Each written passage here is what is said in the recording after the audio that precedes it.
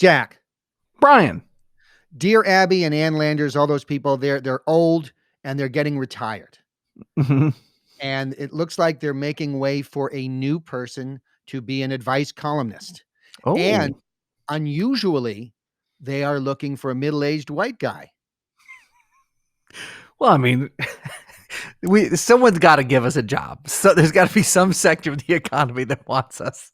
Right. So there's a chance for you to nab to be Jack Landers is what they're looking for. Uh, Great. so they sent me a few that they'd like you to read for to see if you'd be right to be an advice columnist. So I'm sending you the first one now, Awesome. Of course I'm right. I'm so great at this stuff. and you just read it with your everyman voice, and you make sure to don't laugh or anything because obviously that's bad. That's not professional, and they don't like that. So this is your chance. They're Hmm. still looking for an advice columnist, and it could be you. Okay. Well, it's very exciting. I need the work, and so that would be great. I would love to get this job, and also I've just gotten it. Let me just read it beforehand because I Don't haven't read read it. anything. They're on a schedule, so let's just get this out there. We tape this on Tuesday and release it on Thursday. What They've schedule? asked they're looking for it soon. They sent me a text message earlier. They're very agitated. I don't want to blow this chance. Okay. All right. I don't either. Okay, fine. I can read it, Colt. That's fine. All right, I'm ready. You Just can tell me do when it. to go. Okay, You've thank you, done it Brian. Thank before. you. I You've done have. it. I'd say you've done it before, but actually, no, you Fair. Okay. All right. I'm ready. Tell me when to go. haven't. Okay, take it away. Dear Jack Landers, I have been married for 45 years, but my husband is now in a care facility because he has Alzheimer's. For as long as we've been married, we've always sent out cards during the holidays with our photo and a note.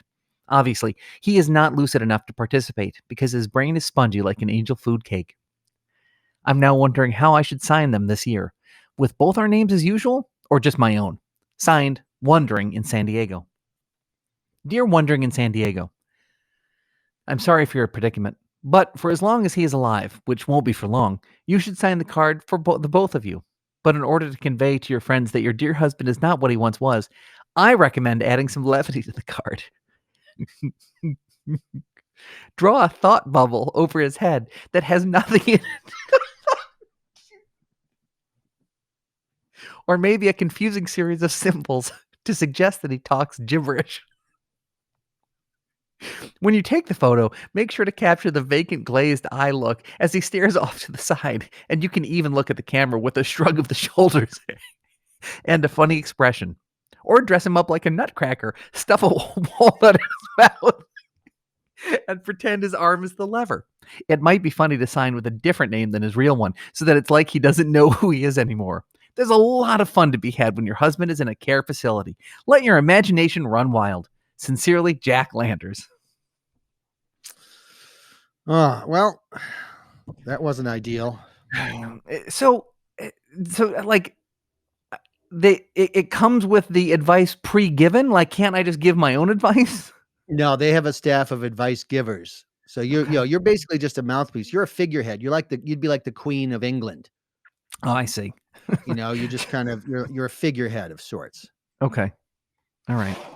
I just sent you another Jack Landers that I'm hoping you can get through Hope so. properly. You know what I'm saying? Yeah, I definitely know what you're saying. There's nothing confusing about what you just said. So when you get it, just please start reading. This is our Okay. chance. All right. Get I've some got it. money. I've just opened it. Here we go. Dear Jack Landers, I am a father with 3 boys and a daughter. The boys are all relatively low maintenance and do what I tell them, but my daughter, now 15, is rebellious and I'm worried that she has bad thoughts on her mind.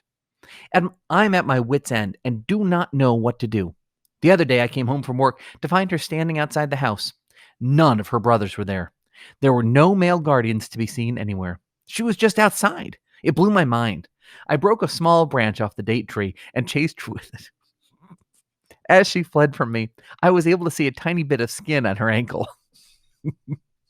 Evil seductress, I shouted. You vile temptress, I shall strike you. I chased her into the house and she locked the door to her room. God knows what she was doing in there besides sobbing, but hopefully she wasn't reading books. Otherwise, I don't know what I will do. I cannot wait to marry this mischievous 15-year-old off as soon as possible, but in the meantime, I am forced to contend with her devilish ways. I would hate to have to do another I would hate to have to do another honor killing, but she's really testing my patience. Death to the West, signed Unhappy Dad in Kandahar. Dear Unhappy Dad in Kandahar, you were right not to honor kill your daughter right away. That's because it's obvious that God is testing you and wants to see how you handle this morally bankrupt, impish creature. I suggest having a party and inviting all of your male friends in their 40s to 60s.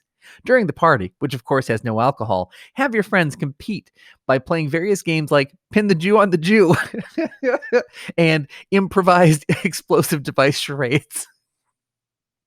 After you've declared a winner, have him kick down your daughter's door and marry her in an impromptu and quasi violent ceremony. Then he will take her to her forever home, and you will be rid of this evil influence once and for all. Everybody wins! Death to the West. Sincerely, Jack Landers. Ugh. That's not my advice. I don't want to be the. Ah.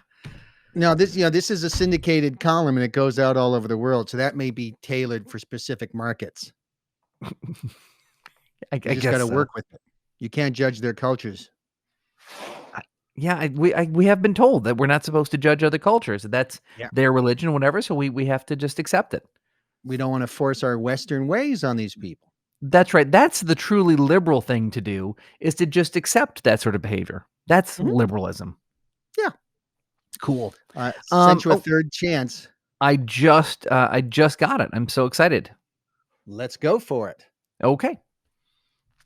Dear Jack Landers, I am a 24-year-old man living in Baltimore. I've been dating a girl for several weeks now, and we like each other very much. I come from a very conservative Catholic household, so we have not yet been intimate because my mother spent a lot of my childhood telling me I will burn in hell for all eternity if a lady touches my John Thomas outside of wedlock. This seems kind of hypocritical since in her high school yearbook, she was voted most likely to hump. But you know how it goes. It's obvious that my relationship with Tina is progressing to the next level, and in all likelihood, she's going to see my lightsaber sooner than later. The problem is, my crotch is an unkempt nightmare. It's a fuzzy holocaust. I'm terrified that Tina will see my Harry Potter and the Goblet of Pubes and leave me.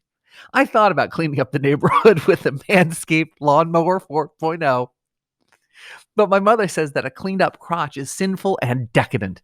I don't know what to do. Signed, My Crotch is an Unkempt Nightmare. Why would you sign anything that? It's weird. Yeah, right. Dear, My Crotch is an Unkempt Nightmare. Your mother is wrong.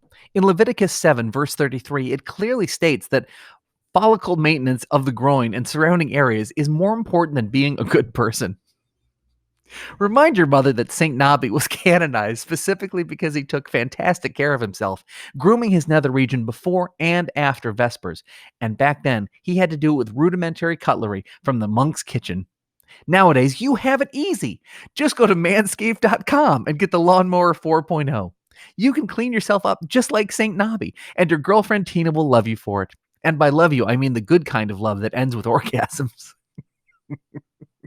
If you use the checkout code QM, you'll get 20% off and free shipping worldwide, except for maybe Congo and Madagascar. Don't delay. Go to manscaped.com and get the Lawnmower 4.0 and clean up that mess in your pants. Thank me later, but also send me a before and after photo so that I can fall asleep. Manscaped.com. Checkout code QM.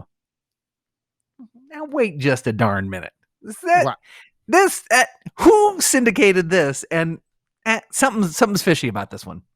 It's the advice column people. I don't know. I'm just the messenger. Man, it felt. I'm going to be honest with you. Some of that advice felt like I was trying to move the Manscaped Lawnmower 4.0 and just trying to like move product using QM code Which is QM at great. checkout.